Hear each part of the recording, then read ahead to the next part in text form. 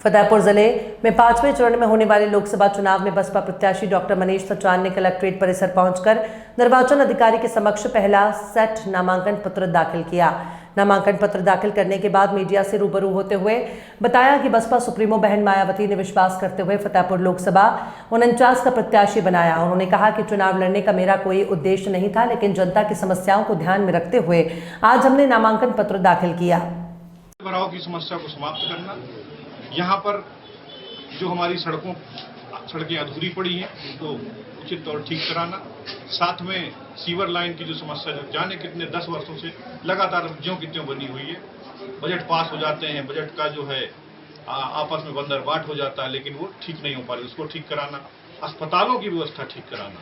एक छोटी सी मशीन जो 10,000 की मिलती है, प्रतिदिन कम से कम 10 लोगों की जान बचा सकती है, उसकी समुचित व्यवस्था कराना।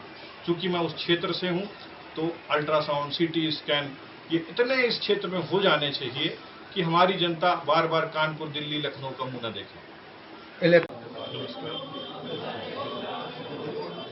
जनता पे मैं कहना चाहूँ तो चुनावी तैयारी मेरी जनता ने की और ये जनता की पुकार थी, जिसके फलस्वरूप मैं यहाँ पर आया।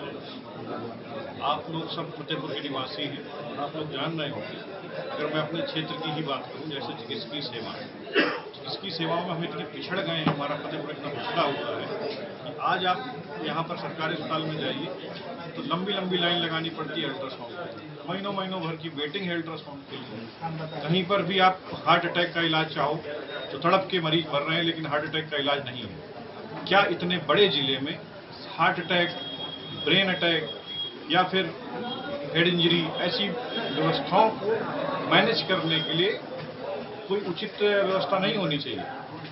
यही सब ऐसे कारण हैं जिसके कारण जनता मेरे साथ में आएगी और वो अपनी व्यवस्थाएं स्वयं निकालेगी जब वो ईवीएम का बटन दबाएगी। विकास के मुद्दे क्या होंगे आपके? प्रमुख मुद्दा मेरा चिकित्सा सेवा है। इस मुद्दे के साथ साथ अगर आप चारों तरफ घूम कर देखते हैं तो ऐसा कोई क्षेत्र नहीं है जहां पर ये सरकार फेल नहीं हुई। अगर आप सीवर लाइन की बात करते हैं तो पूरा शहर इस समस्या से परेशान है। बारिश के मौसम में जल भराव बहुत अधिक होता है। आप सड़कों को देख लीजिए, एक सड़क ऐसी कोई मैं नहीं देख पा रहा हूं पूरे फतेहपुर में जो कायदे से निर्मित हुई हो। हर सड़क अधूरी है। आप अगर ओवरब्रिज को देखें, तमाम ओवरब्रिज ऐसे हैं जो माननीय बहन जी के कार्यकाल में चालू हुए थे और ये मौजूदा सरकार आज तक उनको जो है ठीक नहीं कर पाई, दुरुस्त नहीं कर पाई।